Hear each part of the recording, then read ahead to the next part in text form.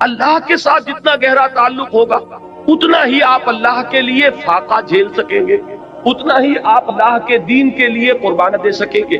اس کو یوں سمجھیے کہ عشق مجازی جو ہے دنیا کا عشق، اس پر اس کو قیاس کر لیجئے۔ کسی کو، کسی مجنوں کو کسی لیلا سے جس درجے کا عشق ہوگا اسی درجے کی قربانیاں وہ دے گا، اسی درجے کی مشکلات جھیلے گا، اسی درجے میں ہوتا ہے کہ وہ شیریں بات کا قصہ ہے، وہ انسان جو ہے اپنی جان کو کام کر دے گا۔ اس لیے کہ عشق پر سارا دار و مدار ہے۔ جس سے قلبی لگاؤ ہے اس کے لیے آپ مصائب جھیلیں، جس سے محبت ہے اس کے لیے تکلیفیں برداشت کریں۔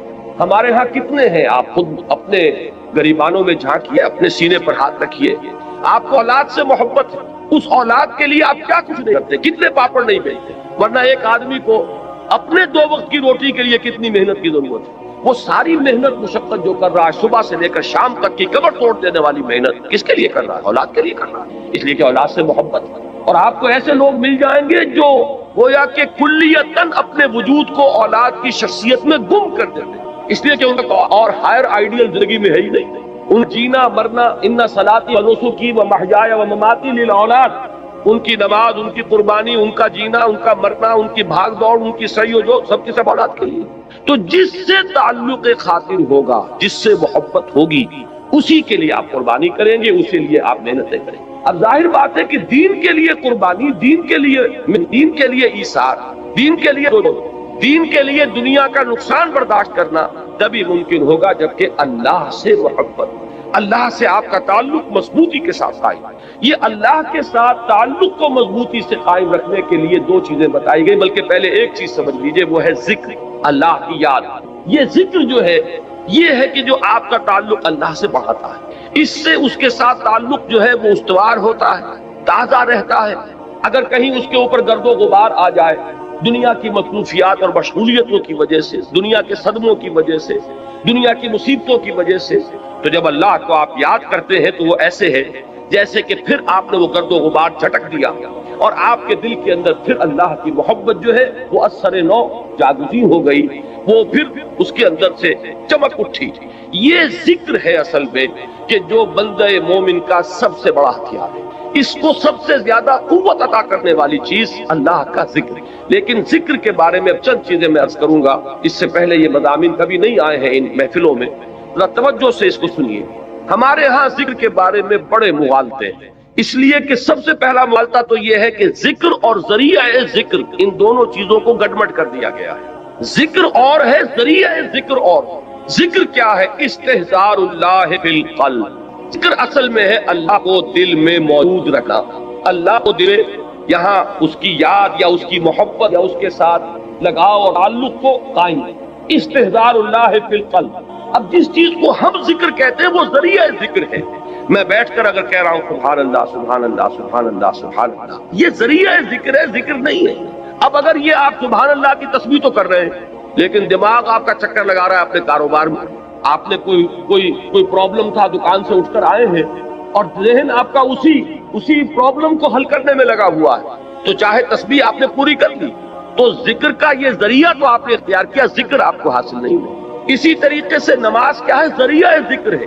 سورہ طٰہٰ کی بڑی پیاری آیت ہے وہ، اور وہ ابتدائی وحیوں میں سے ہے بلکہ پہلی وحی جو حضرت موسیٰ علیہ السلام پر ہوئی، اس میں الفاظ آتے اقم الصلاۃ لذکری، نماز کو قائم کرو میری یاد کے لیے۔ مقصود کیا ہے؟ ذکر، استحضار اللہ فی القلب، اس کا ایک ذریعہ یہ نماز ہے کہ آپ اپنے دھندوں میں لگے ہوئے تھے، اذان کی آواز آئی فوراً اٹھے، وضو کیا، آپ مسجد کی طرف چل پڑے، وہاں گئے، آپ کھڑے ہوئے نماز میں اور آپ نے سورہ فاتحہ جو یوں سمجھیے کہ پورے قرآن مجید کا لب لباب ہے، اس کا نچوڑ ہے، اس کا خلاصہ ہے، اس کو آپ نے ہر رکعت کے اندر پڑھا یا سنا۔ اگر آپ امام کے ساتھ ہیں، امام قرات کر رہا ہے، آپ سن رہے ہیں، اگر آپ علیحدہ پڑھ رہے ہیں تو آپ خود پڑھ رہے ہیں، تو آپ نے پڑھا یا سنا، اور اس کا نتیجہ کیا نکلا کہ تازہ ہو گیا وہ آپ کا تعلق اللہ کے ساتھ۔ جو گرد و غبار آ گیا تھا، یہ 4 گھنٹے 6 گھنٹے آپ دکان پر بیٹھے رہے، صبح 8 بجے آ گئے، دن کے 1 بجے تک نہ معلوم کتنے گاہک آئے، کیا کیا گفتگویں ہوئی۔ اب یہ جو آپ کے شعور کے اوپر ایک گردہ پڑ گیا، اللہ کے ساتھ تعلق کے اندر کچھ کمزوری واقع ہوئی ہے، اس کو تازہ کرنا۔ مجھے حفیظ جالندری کا یہ شعر بہت پسند ہے، بڑا پیارا شعر ہے، ایسا نقشہ کھینچا ہے کہ سرکشی نے دیے دھندلے نقوش بندگی، आओ सजदे में गिरे लोहे जबी ताजा करें। ये लोहे जबी पर हमारा लिखा हुआ ना कि हम बंदे हैं अल्लाह के, हम आका नहीं है, हम अपने वजूद के मुख्तार और मालिक नहीं है कि जो चाहे करें। हम तो हमारा आका वो है, हम उसके बंदे हैं। लेकिन होता क्या है, मैं तो यहाँ अर्ज कर रहा हूँ कि खारजी असरात जो है कि आप कारोबार में लगे रहे, किसी और धंधे में लगे रहे, डॉक्टर है मरीजों को देख रहा है, कोई बच्चा रहा है चिल्ला रहा है, कोई औरत जो है वो अपने बच्चे को चुप करा रहा है, ये क्लिनिक के अंदर एक तूफान बचा हुआ है। ये 5 घंटे जो इस कैफियत में गुजरे हैं और इससे जरा उस ताल्लुक में अल्लाह के अंदर कमी आई, अब आओ कि उसको ताज़ा कर। यहाँ हफीज ने बल्कि दूसरी बात की तरफ तवज्जो दिलाई, खुद हमारे अंदर से जो उबाल उठता रहता है नफसानियत का और अपने तकब्बुर का, और शैतान जो फूंके मारता रहता है हमारे दिल में, उससे भी वो बंदगी का नक्श है वो मध्यम पड़ जाता है। तो खारजी असरात हो या दाखिली असरात हो, उनसे अगर वो अहदे बंदगी जो है जो हमारी पेशानी पर नक्श था वो कुछ मध्यम पड़ गया, तो आओ कि सजदे में गिरे ताकि हमारी जबीन जब जमीन पर टिके अल्लाह के सामने तो हमारा वो गर्दो गुबार ऊपर से हट जाए और अल्लाह की बंदगी का वो नक्श ताज़ा। तो सरकशी ने कर दिए धुंधले नुकूशे बंदगी, आओ सजदे में गिरे लोहे जबी ताज़ा। तो नमाज भी जिक्र का जरिया, आपने बात समझ ली। अब अगर एक शख्स नमाज अदा कर रहा है, फर्ज कीजिए कि उसने 17 रकअतें जो है वो इशा की पढ़ ली, पूरी 17 गिनकर, 4 पहली सुन्नतें भी, फिर 4 फर्ज भी बाजमात अदा किए, फिर 2 सुन्नतें नफल, फिर नफल, सब कर लिए। लेकिन दिमाग कभी किसी वादी में, फी कुल्ल वादी यही मून, कहीं किसी ख्याल में, कहीं किसी चक्कर में, वो आपको अगर हुजूर कल्ब हासिल नहीं हुआ तो जिक्र हासिल नहीं हुआ। इसके ये माने नहीं कि नमाज बेकार गई, ये है बिल्कुल मुनकरीन सुन्नत और मुनकरीन हदीस इस इंतहा तक बात को ले जाते हैं। आपके नमाज जाए नहीं जाएगा, इसलिए कि आपने जो ये मुशक्कत झेली है, इशा की नमाज है, इस वक्त तो आपका जिस्म थका हुआ था, जिस्म जो अंदर से तकाजा कर रहा था कि जाओ लेट जाओ आराम करो, या मुमकिन है कि ये तकाजा हो रहा हो कि आज फलां ड्रामा आ रहा है टेलीविजन पे, चलो बैठो उसको देखो। उस वक्त अगर आप इन तमाम चीजों से मुंह मोड़कर आए, मस्जिद में आपने हाजिरी दी, 17 रकअतें आपने अदा की, अल्लाह जालिम नहीं है कि आपकी इस मुशक्कत को वो अनरिवार्डेड रहने दे। उसकी उजरत मिलेगी, उसका अजर मिलेगा, उसका सवाब मिलेगा। आपने फर्ज समझा तो आए ना, अल्लाह ताला की तरफ के जनाब में आपने अपने ईमान का एक सबूत तो फराहम किया ना कि मैंने समझा है कि ये नमाज फर्ज है, लिहाजा मैं यहाँ हाजिर हूँ। इसलिए ये न समझिए कि ये नमाज जाए जाएगी, जाए नहीं जाएगी, फर्ज अदा हो गया, उसका अजर सवाब आपको मिलेगा। लेकिन ये कि जो असल मकसद है वो हासिल नहीं होगा, वो जिक्र जो इसका असल मकसद था वो हासिल नहीं होगा अगर हुजूर कल्ब नहीं, अगर आपने ये महसूस नहीं किया जैसे कि हुजूर ने फरमाया सल्लल्लाहु अलैहि वसल्लम कि जब नमाज में सजदा के लिए जब पेशानी जमीन पर टिकाओ तो यूं महसूस करो कि गोया कि तुमने अपने रब के कदमों पे सर रख दी। अब ये कैफियत अगर किसी को हासिल हो रही है, जब वो खड़ा हो अल्लाह के हुजूर में तो ऐसे खड़ा हो कि जैसे वाक़तन अल्लाह मुझे देख रहा है, कम से कम इस दर्जे का इस्तेहज़ार हासिल हो जाए कि मैं अल्लाह के हुजूर में इस वक्त हाजिर। जैसे हुजूर ने फरमाया इज़ा कुंत लिस्सलाति फसल्लि सलातल मुवद्दा, जब नमाज पढ़ने खड़े हो तो ये समझ कर पढ़ो कि शायद ये जिंदगी की आखिरी नमाज हो, फिर शायद नमाज की नौबत ना आए। क्या पता, किसके पास गारंटी है कि इशा की नमाज पढ़कर आप निकले या फजर की नमाज पढ़कर आप मस्जिद से निकले और कोई तेज रफ्तार गाड़ी आपको रौंदती कुचलती चली जाए और वापस जो है वो आपकी लाश पहुंचे घर, आप जिंदा सालिम न पहुंचे। तो हर नमाज से पहले अगर इंसान ये महसूस करे जैसे कि हुजूर ने फरमाया, इस कदर ये प्रैक्टिकल एक साइकोलॉजिकल नफ्सियाती जो है तालीम है कि जब भी नमाज पढ़ने खड़े हो तो ये समझ कर पढ़ो कि शायद ये जिंदगी की आखिरी नमाज है और ऐन मुमकिन है कि इसके बाद नमाज का वक्त ना आए। तो ये कैफियत आप सोचिए कि अगर हासिल हो नमाज में तो फिर वो नमाज क्या होगी, वो नमाज वो होगी जिसे हुजूर ने फरमाया कि अस्सलातु मिराजुल मोमिनीन, ये नमाज अहले ईमान के हक में मिराज के दर्जे, इसमें हम कलाम होते हैं आप अल्लाह से जैसे कि हुजूर हम कलाम हुए मिराज अल्लाह ताला के साथ। तो ये नमाज का जरिया। अब मैं एक बात कह रहा हूँ तीसरे नंबर पर, ये सुभान अल्लाह सुभान अल्लाह सुभान अल्लाह, ये भी जिक्र का जरिया है। नमाज पढ़ते हैं आप, ये भी जिक्र का जरिया है। अलबत्ता एक चीज वो है कि जो मुजस्सम जिक्र है, जिक्र का जरिया नहीं, जिक्र मुजस्सम जिक्र। कुरान मजीद ने अज जिक्र का लफ्ज़ किसके लिए इस्तेमाल किया, अहले इल्म भी पूछ हैं। ये आयत आपने बारहा सुनी होगी कि इन्ना नहनु नज़्ज़लना ज़िक्रा व इन्ना लहू लहाफ़िज़ून, हमने ही इस अज जिक्र को नाज़िल, दी रिमेम्बरेंस इस कुरान। कुरान है ये जो अज जिक्र है, सरापा जिक्र है, हमातन जिक्र। लिहाजा जिक्र जो है अब मैंने جہاں سے عام طور پر ذکر کا اطلاق ہوتا رہا اس سے میں ریورس آرڈر میں لے کر آیا کہ یہ تو معلوم ہے کہ سبحان اللہ کی تسبیح کرنا یہ ذکر ہے، لیکن نماز کے بارے میں شاید یہ سامنے نہ ہو کہ یہ ذکر کا جامع ترین ذریعہ ہے، اور اس سے آگے یہ چیزوں سے اوجھل ہو چکی ہے کہ کل ذکر، ہمتن ذکر، مجسم ذکر، سرتاپا ذکر وہ قرآن مجید ہے۔ اب اس آیت میں آپ دیکھیے وہ اس آرڈر میں بات آئی، اتل ما اوحی الیک من الکتاب، سب سے پہلے جو سب سے اہم حصہ ہے ذکر کا اس سے یہاں بات شروع کی گئی۔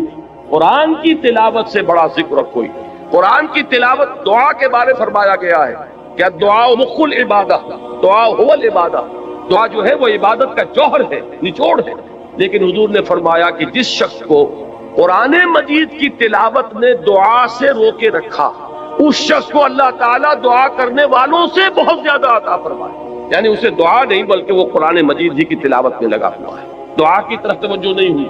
اب جو مانگنے والے ہیں، دعا کرنے والے ہیں، جو کچھ اللہ تعالیٰ انہیں عطا فرمائے گا ان سے کہیں بڑھ کر انہیں دے گا کہ جو مشغول رہے تلاوت میں۔ تو سب سے بڑا ذکر قرآن ہے، جو مجسم ذکر ہے، جس کے لیے بطور علم یہ لفظ آیا ہے الذکر، یہ گویا کہ پراپر ناؤن ہے اس کے لیے، الذکر، انا نحن نزلنا الذکر وانا لہ لحافظون وانزلنا الیک الذکر لتبین للناس ما نزل الیہم۔ اے نبی، یہ الذکر ہم نے آپ کی طرف اس لیے نازل کیا کہ جو چیز ہم نے لوگوں کے لیے اتاری ہے اس کو آپ ان پر واضح کریں، اس کی تبیین فرمائے، اس کی توضیح فرمائے، اپنے قول سے اپنے عمل سے اس کی وضاحت کریں۔ وہاں بھی لفظ الذکر آیا قرآن کے لیے، اور یہ متعدد آیات اور بھی، لیکن اب وقت نہیں ہے کہ میں ان سب کو کوٹ کروں۔ تو اب ذکر کو یوں سمجھیے، آج اس موضوع پر پورے طور پر اس کا احاطہ کر کے اٹھیے۔ ایک بات تو ہمیں یہاں سے معلوم ہو گئی کہ وَلَا ذِكْرُ اللَّهِ اکبر، یقیناً اللہ کا ذکر سب سے بڑی شے، بہت بڑی شے نہیں، اکبر ہے افعل التفصیل، سب سے بڑی شے۔ اس راہ میں صبر کے لیے، اس راہ میں استقامت کے لیے، اس راہ میں پامردی کے لیے، اللہ کے دین کے لیے ایثار اور قربانی کرے انسان اور دل پشمردہ نہ ہو بلکہ اور خوشی ہو، اور اس کے اندر جو ہے اس کے دل کی کلی کھلتی چلی جائے کہ اللہ کی راہ میں یہ تکلیف بھی آئی، زہ نصیب کہ اللہ نے ہمیں اس قابل سمجھا کہ ہمیں اپنی راہ کی اس تکلیف کے لیے منتخب کر لیا، اللہ کی راہ میں مجھے یہ جلا کٹا فقرہ بھی سننا پڑا، زہ نصیب کہ اللہ تعالیٰ نے ہمیں اس قابل سمجھا کہ نبی اکرم صلی اللہ علیہ وسلم کو اگر جلے کٹی بات سننی پڑی تو ہمیں بھی اس کا کوئی عکس، اس کا کوئی حصہ ہمیں بھی نصیب ہو۔ تو بجائے اس کے کس سے دل پشمردہ ہو، دل کی کل کھلے، وہ ہے وَلَا ذِكْرُ اللَّهِ اکبر۔ اس میں سب سے بڑی چیز کہ جس سے انسان کو مدد لے گی وہ اللہ کا ذکر۔ لیکن اللہ کے ذکر کے بارے میں جو باتیں میں نے عرض کی، نمبر ایک یہ کہ ذکر علیحدہ ہے، ذریعہ ذکر علیحدہ۔ ذکر ہے استحضار اللہ فی القلب، اس کے لیے جو ذرائع اختیار کیے جائیں گے، اب ان میں جب میں اوپر سے چلوں گا، نزولی ترتیب، سب سے اوپر کیا ہے؟ تلاوت قرآن، اتل ما اوحی الیک من الکتاب، اس لیے کہ قرآن الذکر ہے، لہذا اس کی تلاوت سب سے بڑا ذریعہ ذکر ہوگا، سب سے اہم، سب سے مقدم، سب سے پہلا ذریعہ ذکر تلاوت قرآن، اتل ما اوحی الیک من الکتاب۔ نمبر 2 پر ہے نماز۔ نماز جو ہے اس کے بارے میں عرض کر دوں کہ یہ جامع ترین ذریعہ ذکر ہے، مقدم ترین وہ ہے قرآن کی تلاوت، اہم ترین ہے قرآن کی تلاوت، لیکن جامع ترین یہ ہے۔ وہ کس لیے کہہ رہا ہوں؟ اس میں دیکھیے 4 چیزیں جمع کر دی گئی ہیں۔ نمبر 1، اس میں ذکر قولی بھی ہے، ذکر عملی بھی ہے۔ آپ پڑھ بھی رہے ہیں سورہ فاتحہ، زبان سے بھی کہہ رہے ہیں سبحان ربی العظیم، زبان سے بھی کہہ رہے ہیں اللہ اکبر، اور رکوع میں بھی جا رہے ہیں اللہ اکبر کہہ کے۔ جب آپ گئے رکوع میں تو آپ نے اپنے وجود سے بھی ذکر کیا، اپنے وجود سے بھی گویا کہ ظاہر کیا کہ آپ اللہ کی بڑائی کے قائل ہیں کہ آپ اس کے سامنے رک میں آئے۔ پھر آپ جب سجدے میں گرے ہیں تو گویا کہ آپ نے اپنے پورے وجود سے ظاہر کیا کہ آپ کے ذہن میں، آپ کے قلب پر اللہ کی عظمت کا نقش اتنا گہرا ہے کہ آپ نے اپنی پیشانی اس کے قدموں۔ معلوم یہ ہوا کہ یہ ذکر قولی بھی ہے اور ذکر عملی بھی شامل ہے۔ جیسے سائنس کی تعلیم ہوتی ہے، کلاس روم میں لیکچر ہوتے ہیں اور پھر جا کر لیبارٹری میں ایکسپیریمنٹیشن ہوتی ہے، یہ دونوں چیزیں جب جمع ہو جاتی ہیں تب وہ بات راسخ ہو جاتی ہے۔ تو ذکر قولی اور ذکر عملی، اور نمبر 2 ذکر قولی میں بھی، اب یہ میں ایک اصطلاح خود ایجاد کر کے آپ کے سامنے رکھ رہا ہوں۔ ایک ہے ایکٹیو ذکر اور ایک ہے پیسیو ذکر۔ ایکٹیو ذکر کیا ہے؟ جس میں خطاب ہوتا ہے اللہ کے ساتھ، جس میں کہ علامہ اقبال نے میننگ آف پریئر، ان کا ایک لیکچر ہے، وہ جو ان کے 7 لیکچرز ہیں تباہ شدہ، ریکنسٹرکشن آف تھاٹ ان اسلام، اس میں ایک میننگ آف پریئر ان اسلام، اسلام میں دعا اور نماز کا مقام کیا ہے، اس کا مفہوم کیا ہے۔ تو بڑی پیاری بات ایک یہ کہی ہے کہ انسان جب دعا کرتا ہے اللہ سے تو اس میں وہ انائے صغیر انائے کبیر کے بالکل سامنے آ جاتا ہے۔ ایک تو یہ ہے کہ آپ جملہ خبریہ کی شکل میں اللہ اکبر اللہ اکبر اللہ اکبر آپ نے 34 مرتبہ کہا، اللہ سب سے بڑا ہے، اللہ سب سے بڑا ہے، اللہ سب سے بڑا ہے، یہ غائب کے سیغے میں بات ہو رہی ہے، اس میں خطاب نہیں ہے، اس لیے میں اس کو کہتا ہوں پیسو ذکر، اور ایک ایکٹیو ذکر ہے جس میں آپ اللہ سے ہم کلام ہوتے ہیں۔ ایاک نعبد و ایاک نستعین اہدنا الصراط المستقیم، یہ کیا ہے؟ اس میں آپ اللہ سے ہم کلام ہیں۔ یہاں آپ کی وہ انائے صغیر دی فائنائٹ ایگو، وہ بالکل انفائنائٹ ایگو کے سامنے آ کر اس سے خطاب کر رہی ہے۔ تو افلاک سے آتا ہے نالوں کا جواب آخر، اٹھتے ہیں حجاب آخر، کرتے ہیں خطاب آخر۔ تو یہ جو خطاب والا انداز ہے نماز میں آپ کو یہ بھی ملے گا۔ سورہ فاتحہ کا اہم ترین حصہ یہ ہے، شروع میں جو ہے غائبانہ انداز میں آپ کہتے ہیں الحمدللہ رب العالمین الرحمن الرحیم مالک یوم الدین، یہ غائبانہ انداز ہے، یہ جملہ خبریہ ہے۔ لیکن یہاں ایاک نعبد و ایاک نستعین، اب یہاں خطاب ہو گیا، اب آپ اللہ سے براہ راست ہم کلام ہیں۔ تو نماز میں میں نے عرض کیا کہ ذکر قولی اور ذکر عملی جمع ہو گئے، اور ذکر قولی میں یہ بھی کہ خطاب والا ذکر جس میں اللہ سے ہم کلام ہو، اور ایک یہ کہ غائبانہ انداز میں اللہ کی تسبیح، اللہ کی تحلیل، اللہ کی تکبیر، آپ ہر مرتبہ جب اٹھ رہے ہیں اللہ اکبر، اب یہ کیا ہے؟ یہ بھی ذکر ہے۔ تو معلوم ہوا کہ ذکر کا اہم ترین مقدم ترین ذریعہ تلاوت قرآن، ذکر کا جامع ترین ذریعہ نماز۔ اتل ما اوحی الیک من الکتاب واقم الصلاۃ ان الصلاۃ تنہی عن الفحشاء والمنکر، یقیناً نماز روکتی ہے فحشاء سے اور منکر سے۔ اب یہاں پہ تھوڑی سی بات کروں گا، اس وقت میری آج کی گفتگو کے اعتبار سے یہ بات ضمنی ہوگی، اس لیے کہ کافی دور تک پہنچنا ہے ہمیں۔ یہ عام طور پر لوگوں کے ذہن میں رہتا ہے کہ صاحب یہ نماز ہم پڑھتے ہیں، لیکن نماز کے ساتھ لوگ 420 بھی کرتے ہیں، نماز بھی پڑھتے ہیں جھوٹ بھی بولتے ہیں، نماز بھی پڑھتے ہیں بلیک مارکیٹنگ بھی کرتے ہیں، نماز بھی پڑھتے ہیں یہ بھی کرتے ہیں۔ یہ ہے ہمارے معاشرے کا، اور نوجوان نسل میں جو ابا اور جو بغاوت پیدا ہوئی ہے دین سے، میں بربلا یہ کہتا ہوں کہ یہ ان مذہبی لوگوں کا رد عمل بھی ہے جنہیں وہ اپنی آنکھوں سے دیکھتے ہیں کہ ہمارے ابا جان نماز میں تو بڑے پکے ہیں، لیکن اتنے ہی پکے جو ہیں وہ دکان پر جھوٹ بولنے میں بھی۔ ظاہر بات ہے کہ بیٹے سے تو چھپی ہوئی بات نہیں، آپ کسی سے چھپا لیں گے، آپ کی بیوی سے تو آپ کی کمزوریاں جو ہیں وہ چھپی ہوئی نہیں ہے، آپ کے گھر والوں سے، آپ کی اولاد سے تو چھپی ہوئی نہیں ہے کہ نماز میں بھی پڑھے پکے ہیں، جھوٹ بولنے میں بھی پکے۔ ظاہر بات ہے کہ اس کا تو اس کی طبیعت، نوجوان جو ہے اس کا معاملہ یہ ہوتا ہے کہ وہ ان چیزوں پر غور کرتا ہے، چاہے اگر سعادت مند ہے آپ کے سامنے بولتا نہیں، لیکن آپ دیکھ تو رہا، اس کا ایک اثر قبول کرتا ہے، اور وہ سمجھتا ہے کہ نماز بے کا فائدہ کیا ہے اس کا۔ اگر نماز کے ساتھ یہ بھی ہے، اگر نماز کے ساتھ سنگ دلی بھی ہے، ایک غریب آدمی کو دیکھ کر آپ کا دل نہیں پسیجا، نوجوان جو ہے اس کا بھی تاثر قبول کرتا کہ ہمارے ابا جان کے پاس کتنی کچھ دولت ہے، اور اس نے اپنے ایک دکان کے ملازم کے ساتھ کیا سلوک کیا ہے، اس کی بیوی بیمار تھی، اسے کچھ قرض کی ضرورت تھی، اور ابا جان نے کس طریقے سے ڈانٹ دیا، دھتکار دیا۔ یہ نوجوان جو ذہن ہے یہ ان چیزوں کو دیکھتا ہے اور ان سے امپریشن لیتا ہے، اس سے تاثر لیتا ہے۔ تو یہ مسئلہ ہمارے ہاں کے زندہ مسئلوں میں سے کہ کیا وجہ ہے کہ ہماری نمازیں جو ہے بے اثر کیوں ہو گئی۔ قرآن دعوے سے کہہ رہا ہے کہ نماز تو فحش اور بے حیائی کے منہ سے روکتے ہیں، جبکہ ایسے لوگ ہمیں نظر آتے ہیں معاشرے کے اندر کہ نماز میں ہو سکتا ہے۔ میں نے مثالیں دی ہیں بعض اوقات، جب میں اپنی MBBS سے فارغ ہو کر تازہ گیا تھا منٹگومری جو اب سوال کہلاتا ہے، میں وہاں 2 اشخاص کو دیکھا۔ ایک وہاں حاجی بلیکیا کے نام سے مشہور تھا، اس کی یہ داڑھی تھی لمبی، اور نہ صرف یہ کہ نماز میں 100%، بلکہ وہ خاصا آسودہ حال کھاتا پیتا آدمی تھا، اس کے پاس ڈپو تھے اور ڈپو ہی میں بلیک ہوتی تھی۔ تو وہ اگر جھوٹ موٹ کو بھی کوئی کھڑا ہو جاتا اور کہتا کہ ٹھیک ہے میں نے یہ ایک صورت بنائی ہے اور میرا دعویٰ یہ ہے کہ یہ قرآن جیسی ہے، تو ایک کنٹروورسی تو پیدا ہو جاتی ہے۔ کچھ لوگ چاہے کہتے کہ نہیں یہ قرآن کے سطح کی نہیں ہے، لیکن یہ کہ اس کا دعویٰ تو ہو جاتا۔ لیکن تاریخ یہ بتا رہی ہے کہ سرے سے کسی شخص نے اس کی جرت نہیں کی، اس درجے وہ قرآن سے مرعوب ہوئے۔ تو حضور کا سب سے بڑا معجزہ جو آج تک زندہ ہے، اس کو ذہن میں رکھیے، میں نے جو حضرت موسیٰ حضرت عیسیٰ کے معجزات گنوائے ہیں وہ در حقیقت ان کی اپنی ذات کے ساتھ تھے۔ ید بیضا موسیٰ کے ساتھ تھا، عصا معجزہ اس وقت تھا جب موسیٰ کے ہاتھ میں تھا، اس کے بعد کئی 100 برس تک وہ صندوق سکینہ جو ہے، تابوت سکینہ، اس میں وہ عصا رکھا رہا، لیکن اب وہ معجزہ نہیں تھا، وہ سوکھی لکڑی تھی، اس کے سوا کچھ نہیں۔ تو تمام انبیاء اور رسول کے معجزے ختم ہو گئے، وہ ان کی ذات کے ساتھ تھے۔ محمد الرسول اللہ کی رسالت دائمی ہے تا قیام قیامت، لہذا معجزہ بھی آپ کا دائمی ہے، وہ معجزہ آج بھی موجود ہے۔ البتہ میں ادھر ضرور توجہ دلاؤں گا کہ قرآن مجید کے اعجاز کے 3 پہلو ہیں۔ پہلا پہلو، اور زیادہ تر اسی کی طرف توجہ زیادہ ہوئی ہے، وہ ہے قرآن کی فصاحت، بلاغت، ادبیت، اس کی چاشنی۔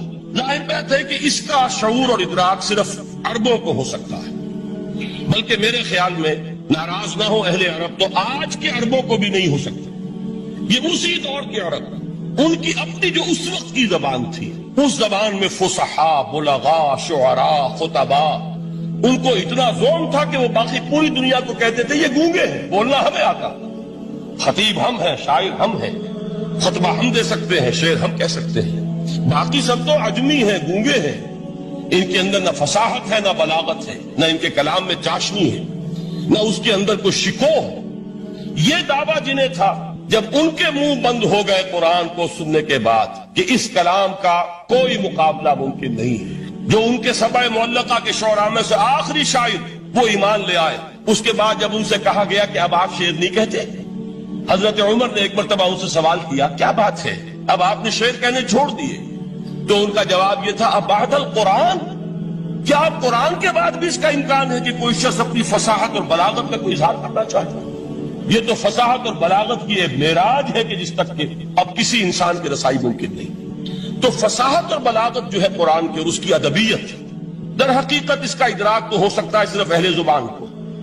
ہم لوگ جو ترجموں سے پڑھتے ہیں، چاہے کتنی ہی گرامر پڑھ لیں، کتنی صرف و نحو پڑھ لیں، واقعہ یہ ہے کہ وہ جو ایک ہوتا ہے نفس پر جب انگلی آتی ہے تو جو ایک آپ کو فیل ہوتی ہے، وہ فیل ہم جو عجمی لوگ ہیں جن کی مادری زبان عربی نہیں ہے، وہ قرآن مجید کی فصاحت اور بلاغت کو اس طور سے نہیں سمجھ سکتے جیسے کہ اہل زبان سمجھ سکتے ہیں، اور خاص طور پر جیسے کہ اس زمانے کے اہل زبان نے سمجھا۔ آج چونکہ عربی زبان ویسے تو جو اس کی فصیح لینگویج ہے وہ جو کی تو اپنی اصل پر قائم ہے، اور وہ اسی قرآن کے طفیل اور قرآن کے صدقے قائم ہے، ورنہ دنیا میں کوئی دوسری زبان نہیں ہے کہ جو 1500 برس تک اتنی پیور رہ جائے، اس میں تبدیلی آتی۔ خود اردو جو ہے 300 برس کی اردو، دکن کی اردو، ذرا اس کو کبھی پڑھیے تو آپ حیران ہوں گے کہ یہ اردو زبان ہے اور آج کی اردو کوئی اور ہے۔ یہ صرف 200-250 برس کے اندر یہ انقلاب اردو میں ہو چکا ہے۔ عربی زبان 1500 برس سے وہ قائم ہے اپنی اسی جگہ پر، اور وہ صرف قرآن کا اعجاز اور قرآن کا صدقہ ہے، لیکن باقی جو اصل میں بولی جانے والی زبانیں ہیں وہ بہت بدل چکی ہیں۔ لہذا تمام اہل عرب کے لیے بھی اب قرآن کے اس پہلو کو صحیح طور پر سمجھنا ممکن نہیں۔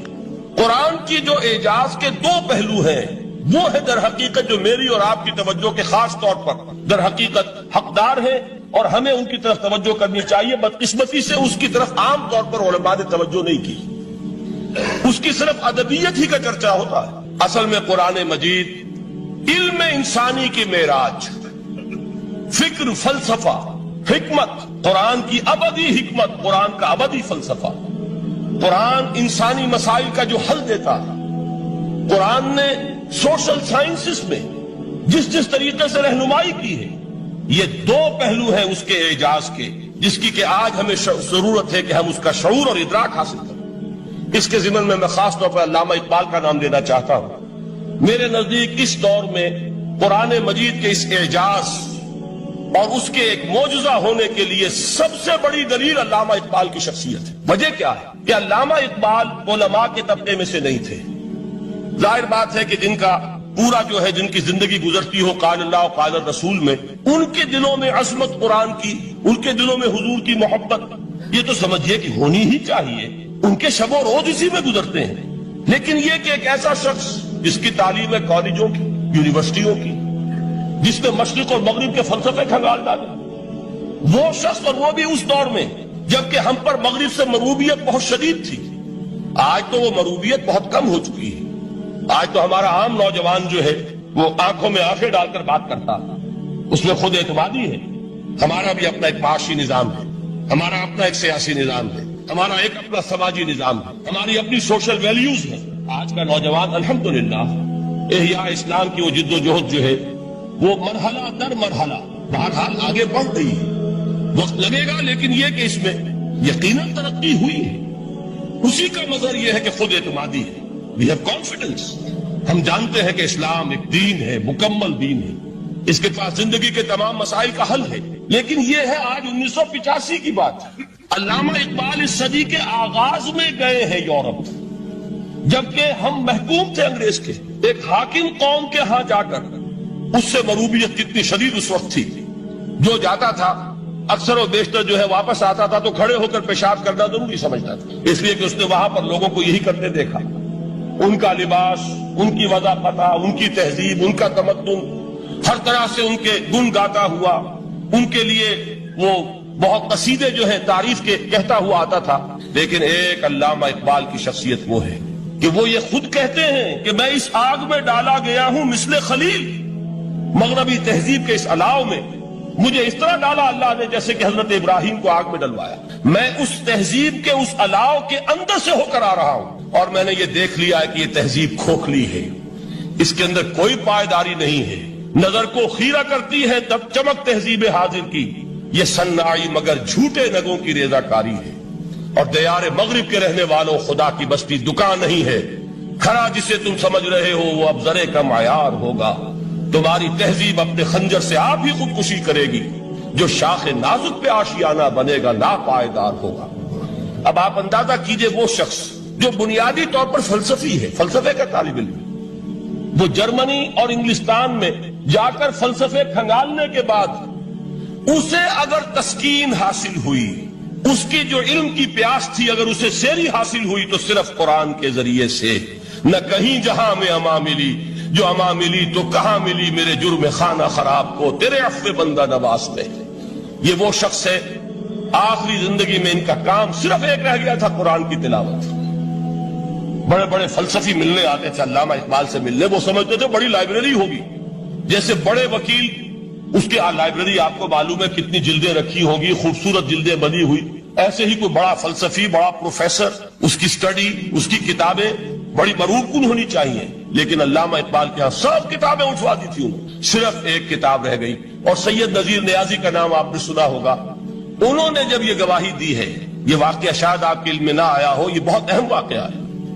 وہ یہ لکھتے ہیں کہ میں نے ایک مرتبہ علامہ سے پوچھا کہ کچھ لوگ اعتراض کرتے ہیں یا یہ خیال ظاہر کرتے ہیں کہ آپ نے اپنا فلسفہ خودی نیٹشے سے لیا ہے، کوئی کہتا فلاں سے لیا ہے، کوئی کہتا فلاں سے لیا ہے، کچھ آپ خود بتا سکیں گے کہ آپ کے فلسفہ خودی کی سورس کیا ہے؟ تو علامہ نے کہا کہ اچھا کل فلاں وقت آ جانا تو میں تمہیں لکھوا دوں گا، ڈکٹیٹ کرا دوں گا۔ تو سید نذیر نیازی کہتے ہیں کہ میں بہت خوش ہوا کہ یہ سعادت میرے حصے میں آ رہی ہے کہ علامہ اقبال خود مجھے تحریر کرائیں گے کہ میرے فلسفے کی سورس کیا ہے، میں نے کہاں سے اخذ کیا۔ دوسرے روز وہ گئے، حاضر ہوئے، بڑے ہی ارمانوں کے ساتھ پینسل اور کاپی لے کر بیٹھے۔ علامہ نے فرمایا ذرا قرآن مجید نکال لاؤ۔ وہ قرآن مجید لائے، حیران ہوئے، یہ فلسفے کا سورس مجھے ڈکٹیٹ کرانے چلے تھے، یہ قرآن مجید کہہ رہے۔ کہا کہ ذرا سورۃ الحشر اس کا آخری رکوع، وَلَا تَكُونُوا كَالَّذِينَ نَسُوا اللَّهَ فَأَنسَاهُمْ أَنفُسَهُمْ أُولَٰئِكَ هُمُ الْفَاسِقُونَ۔ اے لوگوں، ان لوگوں کے مانند نہ ہو جانا جنہوں نے اللہ کو بھلا دیا، تو اللہ نے انہیں اپنی خودی سے غافل کر دیا، اپنے آپ سے بیگانہ بنا دیا، یہی ہے لوگ جو فاسق ہیں۔ علامہ نے کہا میرے فلسفے کی سورس یہ میں آپ کو بتانا چاہتا ہوں۔ اس معنی میں کہتا ہوں کہ اس دور میں علامہ اقبال کی شخصیت کو میں اعجاز قرآن کا سب سے بڑا مظہر سمجھتا ہوں۔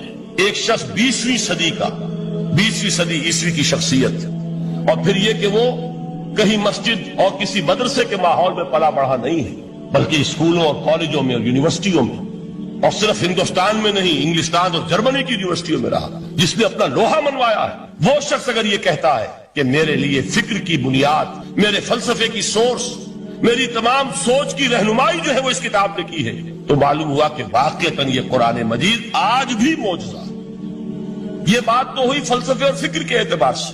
دوسرا پہلو جو اپلائیڈ پہلو ہے، اس دور کے اعتبار سے وہ اہم تر ہو گیا ہے۔ انسان کے لیے جو پیچیدہ تمدنی مسائل ہیں، سیاسی مسائل کو کیسے حل کیا جائے، معاشی مسائل کا حل کیسے ہو، سماج میں توازن کیسے ہو، مرد اور عورت کے درمیان توازن کیسے ہو، ہوتا کیا ہے یا عورت بھیڑ بکری کی طرح کی ملکیت بن جاتی ہے، ہمارے ہاں اردو میں جو اس کا محاورہ ہے کہ جوتی کی نوک، یہ اس کی حیثیت ہو جائے گی، یا دوسری طرف عورت کلوپیٹرا بن کر قوموں کی قسمتوں سے کھیلے گی۔ دنیا میں یہ دو انتہائیں ہوئی، کہاں نقطۂ عدل کہاں ہے؟ کیسے بیلنس جو ہے اسٹرائک کیا جائے، مردوں کے حقوق اور فرائض اور خواتین کے حقوق اور فرائض، اس میں صحیح ترین ایکویشن ہے کیا؟ اسی طریقے سے فرد اور اجتماع، فرد اور ریاست، یا تو یہ کہ انسان کی انفرادی آزادی اتنی جا رہی ہے، مادر پدر آزاد، جس کا مظہر یہ ہے کہ آج انگلستان میں دو مرد بھی میاں اور بیوی کی حیثیت سے رہ سکتے ہیں،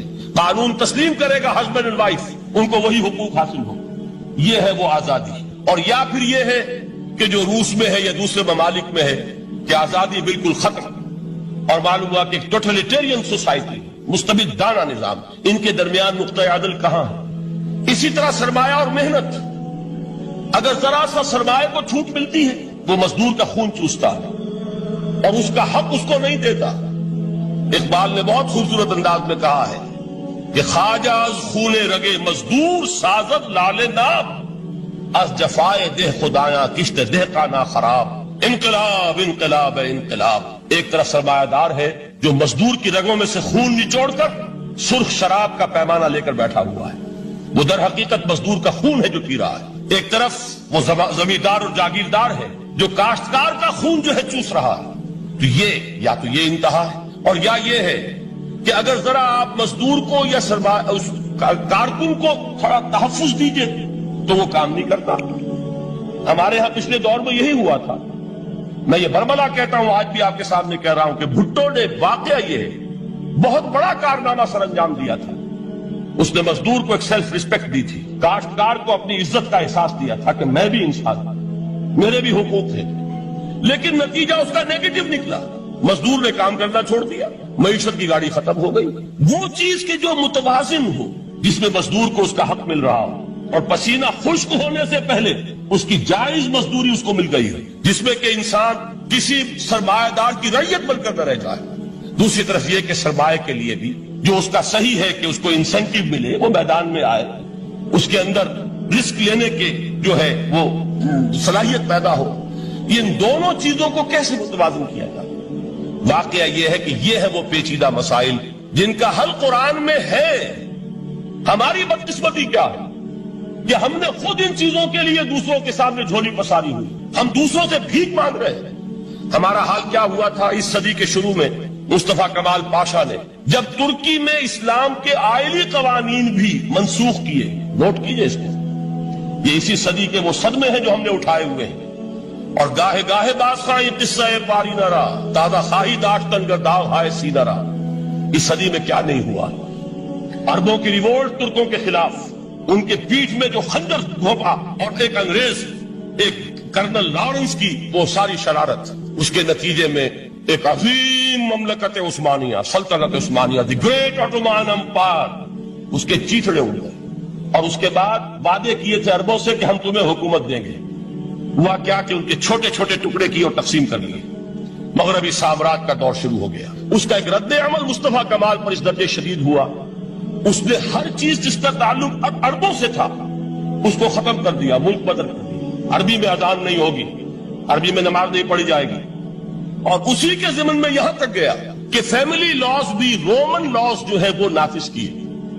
تو یورپ کے اخبارات نے اس وقت یہ طنز کیا تھا مسلمانوں پر، یہ مسلمان عجیب قوم ہے، کہتے یہ ہے کہ ہمارے پاس دنیا کا بہترین ضابطہ ہے، بہترین قانون ہے، ہمارے قانون سے بہتر کسی کا قانون نہیں۔ اور حال یہ ہے کہ فیملی لاز کے لیے بھی یہ ہم سے بھیک مانگ رہے ہیں، ہم سے وہ قوانین لے کر اپنے ہاں نافذ کر رہے ہیں۔ آج بدقسمتی سے اکثر و بیشتر مسلمان ممالک کا حال یہی ہے، آج ہم ان سے بھیک مانگ رہے ہیں، کہیں جمہوریت کی بھیک ہے، کہیں سوشلزم کی بھیک ہے، کہیں کسی اور سماجی نظام کی بھیک ہے، کہیں مرد اور عورت کی کامل مساوات کا ایک نظریہ ہے، شانہ بشانہ چلنے والا فلسفہ ہے، جو خالص مغرب کی تہذیب کی ایک بھیک ہے جو مانگی جا رہی ہے۔ کاش کہ آج قرآن کے اس اصل اعجاز کی طرف، جو اس کا اصل معجزہ اس دور کے لیے، میں نے عرض کیا کہ اعجاز قرآنی کا وہ معجزہ کہ وہ فصاحت اور بلاغت کی معراج ہے، وہ یا تو اپریشیٹ کر سکتے ہیں اہل عرب، اور اہل عرب میں سے بھی حقیقت میں وہ جو قدیم جاہلی شاعری کے جاننے والے ہیں جو بہت کم رہ گئے ہیں، وہ جان سکتے ہیں کہ جب قرآن نازل ہوا تو کیوں زبانیں گنگ ہو گئی تھی، کیوں کوئی ایک شخص جھوٹ موٹ کو بھی مدعی بن کر نہیں آ سکا کہ یہ میں نے قرآن کی جیسی ایک کتاب یا قرآن جیسی ایک سورت یا قرآن کی طرح کے چند جملے میں نے موضوع کر دیے ہیں۔ لیکن دوسرا پہلو ہے فکر اور فلسفہ، اس کے اعتبار سے جس کا سب سے بڑا ثبوت اس دور میں علامہ اقبال، اور تیسرا پہلو ہے Islamic social sciences, political science, economics, sociology. اس میں جو کچھ قرآن نے دیا ہے، جو آج بھی انسان کی رہنمائی کے لیے بہترین نظام ہے، اس نظام کو ہم سمجھے، اسے دنیا کے سامنے پیش کریں، تب در حقیقت قرآن مجید کا اعجاز سامنے آئے۔ یہ دو پہلو تو میں نے وہ عرض کیے ہیں کہ جو کسی غیر مسلم کو بھی نظر آئے۔ قرآن کا پریزروڈ ہونا، اس کی انٹیگریٹی، اوتھینٹسٹی، یہ چیزیں وہ ہے کہ جو سب نے مانی۔ قرآن کے ذریعے تاریخ انسانی کا عظیم ترین انقلاب برپا ہونا، یہ وہ بات ہے کہ جو کسی اندھے کو بھی دیکھنی پڑتی ہے۔ اس حقیقت کا اعتراف دشمن کو بھی کرنا پڑتا۔ میں یاد دلا دوں آپ کو، ایچ جی ویلز، آپ نے نام سنا ہوگا، سائنٹیفک فکشن میں اس کا بڑا اونچا مقام ہے، لیکن اس نے تاریخ نسل انسانی پر بھی دو کتابیں لکھی، a short history of the world اور a concise history of the world. Concise history of the world میں وہ شخص حضور کے ذکر پر جب آتا ہے تو میں صرف ذکر کر رہا ہوں، نقل کفر نہ باشد، اس نے حضور کی شخصیت پر بڑے رقیق حملے کیے ہیں، بڑے گھٹیا حملے کیے۔ حضور کی خاص طور پر تعدد ازدواج کا جو معاملہ ہے، یہ کڑوی گولی ان کے حلق سے اتر نہیں سکتی، اس لیے کہ ان کا آئیڈیل ہے حضرت مسیح اور حضرت یحییٰ، جان دی بیپٹسٹ اینڈ جیسس آف نزارت۔ ان دونوں نے ایک شادی بھی نہیں کی، تجرد کی زندگی بسر کی، لہذا ایک شادی بھی ان کے نزدیک گھٹیا فعل ہے۔ تو حضور نے تو کی ہیں 11 شادیاں، 11 نکاح کے ہیں۔ یہ جو کڑوی گولی ہے یہ ان کے حلق سے نیچے نہیں اترتی، اس لیے میں انہیں معذور سمجھتا ہوں۔ تو اس نے اس پہلو سے تو بڑے حملے کیے، لیکن خطبہ حجۃ الوداع کے وہ جملے جو ہے تاریخی، پورے کے پورے اس نے کوٹ کیے، لا فصل لعربی علی عجمی ولا لعجمی علی عربی ولا لاحمر علی اسود ولا لاسود علی احمر الا بالتقوی کلکم بنو آدم وآدم من تراب۔ کسی عرب کو کسی عجمی پر کوئی فضیلت نہیں، کسی عجمی کو کسی عرب پر کوئی فضیلت نہیں، کسی گورے کو کسی کالے پر کوئی فضیلت نہیں، کسی کالے کو کسی گورے پر کوئی فضیلت نہیں سوائے تقوی کے۔ تم سب کے سب آدم کی اولاد ہو اور آدم مٹی سے بنائے گئے تھے۔ یہ الفاظ لکھ کر کہتا ہے کہ جہاں تک human fraternity, equality and freedom, تین الفاظ نوٹ کیجئے، انسانی حریت، انسانی مساوات، انسانی اخوت، کہتا ہے جہاں تک ان تین چیزوں کے واز ہیں، سرمنس کا تعلق ہے، وہ تو دنیا میں پہلے بھی بہت کہے گئے۔ عیسائی ہونے کے باوجود خاص طور پر نام لیتا ہے جیسس آف نزارت۔ سرمنس تو حضرت مسیح کے ہاں بھی بہت مل جائیں گے کہ تمام انسان برابر ہیں، سب کو بھائی بھائی ہونا چاہیے، سب انسان آزاد ہیں، تمیز بندہ و آقا فساد آدمیت ہے۔ لیکن وہ کہتا ہے کہ یہ ماننا پڑتا ہے تاریخ انسانی میں پہلی مرتبہ ان اصولوں پر ایک انسانی معاشرہ قائم کیا محمد نے صلی اللہ علیہ وسلم۔ یعنی حضور کے ساتھ یہ معاملہ ایمپٹی سلوگنز کا نہیں ہے، یہ صرف واز نہیں ہے، یہ صرف سرمنز نہیں ہے، یہ ایمپٹی سلوگنز نہیں ہے۔ He translated these things into actuality، ایک حقیقت، ایک واقعہ کی شکل دی ہے محمد نے صلی اللہ علیہ وسلم۔ وہ معاشرہ پیدا کیا جس میں انسانی اخوت، انسانی مساوات اور انسانی حریت، یہ تینوں اقدار میں تمام و کمال موجود تھی۔ یہی وجہ ہے اس صدی میں نوٹ کیجئے، گاندھی جی، موہن داس کرم چند گاندھی، جس کو آج پوری دنیا میں تسلیم کیا جاتا ہے، عالم عرب میں بھی مہاتما گاندھی کی بڑی عزت ہے۔ پنڈت نہرو کا کسی زمانے میں استقبال ہوا تھا ریاض میں، تو ہمیں بہت غصہ آیا تھا کہ مرحبا برسول السلام، welcome to the prophet of peace, یہ الفاظ تھے کہ جن سے پنڈت نہرو کا استقبال ہوا۔ غصہ ہمیں بہت آیا، یہ رسول کا لفظ استعمال کر دیا انہوں نے۔ بعد میں ہم نے سوچا بھائی رسول کے معنی ان کے ہاں ایلچی کے ہیں، تو انہوں نے اس کو اپنی جو بھی غلطی میں سمجھا یا صحیح سمجھا، اس کو چھوڑ دیجئے، میں کچھ سیاسی گفتگو نہیں کرنا چاہتا۔ انہوں نے سمجھا کہ یہ شخص اس وقت امن کا پیغام بر ہے، لہذا اس کو ویلکم کیا۔ بہرحال گاندھی جی کا جہاں تک معاملہ ہے، آپ کے علم میں ہے کہ پوری دنیا میں اس شخص کی عظمت کو تسلیم کیا گیا ہے۔ ہمارا معاملہ، ہندوستانی مسلمانوں کا معاملہ، یہ دوسرا ہے۔ وہ تو آپ کو معلوم ہے کہ جوتا جسے کاٹتا ہے اسے پتہ چلتا ہے کہ یہ جوتی کاٹ رہی ہے، ورنہ دیکھنے والے کو پتا چلے گا بڑا خوبصورت جوتا ہے، بڑا عمدہ جوتا ہے، کوئی اس میں خرابی نہیں ہے، لیکن جسے وہ پنچ کر رہی ہے اسے پتا ہے کہ یہ ہے کیا۔ اس اعتبار سے ہمارا معاملہ علیحدہ ہے، لیکن دنیا کو وہ بہت خوبصورت اور بہت ہی اعلیٰ اور بہت ہی اونچی شخصیت ایک نظر آتی ہے۔ بہرحال ایک پہلو سے یقیناً ماننا پڑے گا اس کی عظمت کو، کہ ہندو قوم کے لیے اور ہندوستان کے لیے، اس کی آزادی کے لیے جو عظیم جدوجہد کی ہے، اس میں کوئی شک نہیں۔ میں اس وقت جو بات عرض کرنا چاہتا ہوں کہ 1937 کا تصور کیجیے۔ 1937 میں آپ کو معلوم ہے 1935 میں قانون بنا تھا، اور پہلی مرتبہ الیکشنز ہوئے تھے بر صغیر میں 1937، اور وہ ہوئے تھے صوبائی الیکشنز۔ ان کے نتیجے میں وزارتیں قائم ہوئی، مسلم لیگ نے بائیکاٹ کیا تھا الیکشن کو، لہذا پورے ہندوستان میں تمام صوبوں میں کانگریس کی وزراء کی وزارتیں بنی۔ ہریجن اخبار میں ایک مقالہ لکھا تھا گاندھی جی نے اس وقت، جس میں کہ ان کانگریسی وزراء کے سامنے نصیحت کے انداز میں یہ بات رکھی تھی کہ آج جب کہ آپ لوگوں کو اختیار مل رہا ہے، اور حکومت، یہ پہلی انسٹالمنٹ تھی جو انگریزوں نے دی تھی ہمیں، سیلف رول یا ہوم رول کی پہلی انسٹالمنٹ تھی، تو جو بھی تمہیں اختیارات مل رہے ہیں اس میں تمہارے سامنے حضرت ابو بکر اور حضرت عمر کی مثال رکھتا ہوں۔ یہ ہے وہ بات کہ جادو وہ جو سر چڑھ کر بولے۔ عربی میں کہتے ہیں الفضل ما شہدت بہ الاعداء، اصل فضیلت وہ ہے جس کا کہ دشمن اعتراف کرے۔ مہاتما گاندھی اگر اعتراف کر رہا ہے کہ تاریخ انسانی کی عظیم ترین شخصیتیں حکومت کی سطح پر وہ ابو بکر اور عمر ہیں، تو ابو بکر اور عمر کس درخت کے پھل ہیں؟ وہ شجرہ طیبہ، شجرہ نبوت ہے کہ جس کے پھل ہیں ابو بکر اور عمر، جن کو تربیت دی ہے محمد نے صلی اللہ علیہ وسلم۔ تو معلوم ہوا کہ یہ چیزیں وہ ہیں کہ جس کا لوہا آج دنیا مان رہی ہے، لہذا ہمیں قرآن مجید کے اعجاز کے پہلو سے ان اعتبارات سے خود بھی توجہ کرنی چاہیے اور دنیا کو بھی ادھر متوجہ کرنا چاہیے۔ اب میں تبرکاً 3 مقامات سے میں نے آیات پڑھی ہیں، قرآن مجید کی عظمت کا وہ ادراک اور شعور جو ہمیں ہو سکتا ہے، ہم وہ کہ جو قرآن کو مانتے ہیں اللہ کا کلام، ہم اس بنیاد پر سمجھے کہ اللہ نے اپنے کلام کی کیا مدح کی ہے۔ اور نمبر 2 یہ فارسی کا ایک مصرع ہے کہ قدر گوہر شاہ دانت یا بدانت گوہری، ہیرے جواہرات کی قدر و قیمت یا بادشاہوں کو معلوم ہوتی ہے جو ان میں کھیلتے ہیں، اور یا یہ کہ جوہری کو جو ان کا کاروبار کرتا ہے، جانتا ہے، پہچان ہے، پرکھتا ہے۔ عام آدمی کو کیا پتا، اس کے ہاتھ پہ اگر کوئی آپ ہیرا رکھ دیں وہ سمجھے شاید کو کوئی کانچ کا ٹکڑا، اسے اس کے اندر کوئی فرق محسوس نہیں ہوگا۔ قدر گوہر شاہ دانت یا بدانت گوہری، کہ ہیرے جواہرات جو ہیں ان کی قدر و قیمت کا اندازہ یا بادشاہوں کو ہوتا ہے یا جوہری کو ہوتا ہے۔ تو قرآن مجید کا عظمت کا صحیح ادراک یا اللہ کو ہے یا محمد الرسول اللہ کو ہے صلی اللہ علیہ وسلم۔ باقی جو کچھ دنیا دیکھتی ہے وہ تو وہ ظاہر کا ایک پہلو ہے، وہ تاریخی حقائق ہے جو میں نے آپ کے سامنے رکھے۔ باقی قرآن مجید کی عظمت کا کوئی صحیح ادراک ہو سکتا ہے یا وہ اللہ تعالیٰ کی زبانی اور یا ہوگا محمد الرسول اللہ صلی اللہ علیہ وسلم کے فرامین کی روح سے۔ اسی لیے میں نے 3 جگہ سے آیات پڑھی ہیں۔ ایک مقام سے سورہ رحمان کی ابتدائی 4 آیات، سورہ یونس کی 2 آیات، سورہ حشر کی 1 آیت، اور 3 احادیث نبویہ ہیں جن کا میں نے ذکر کیا ہے، اس لیے کہ تیسری جو ہے وہ بہت طویل حدیث ہے، وہ پوری میں اس وقت نہیں پڑھ سکتا تھا، اس کے صرف ابتدائی اور آخری کلمات میں نے اس وقت آپ کو سنائے۔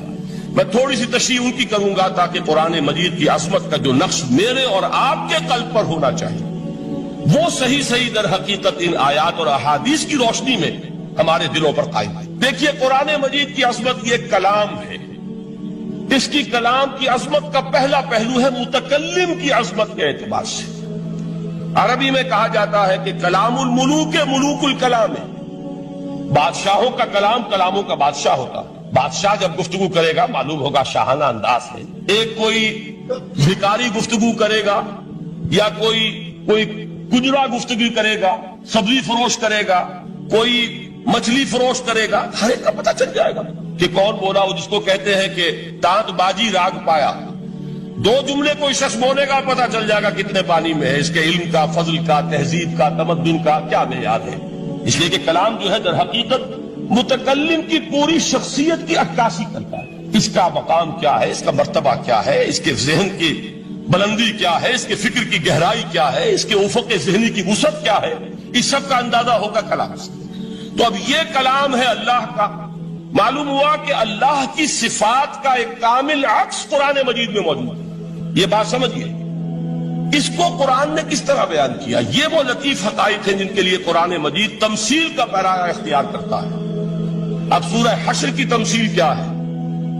لو انزلنا هذا القرآن على جبل، اگر ہم نے اس قرآن کو کسی پہاڑ پر اتار دیا ہوتا، لرأيته خاشعا متصدعا من خشية اللہ، تم دیکھتے اس پہاڑ کو کہ اللہ کی خشیت سے دب جاتا اور پھٹ جاتا. وَتِلْكَ الْأَمْثَالُ نَضْرِبُهَا لِلنَّاسِ لَعَلَّهُمْ يَتَفَكَّرُونَ. اور یہ مثالیں ہیں جو ہم لوگوں کے لیے بیان کرتے ہیں تاکہ وہ تفکر سے کام لیں، غور و فکر کریں. اگر میں اور آپ قرآن کی عظمت سے واقف نہیں ہوں گے، اس بات کو نوٹ کر لیجئے، تو میں اور آپ اپنا وقت کیسے صرف کریں گے اس کے لیے؟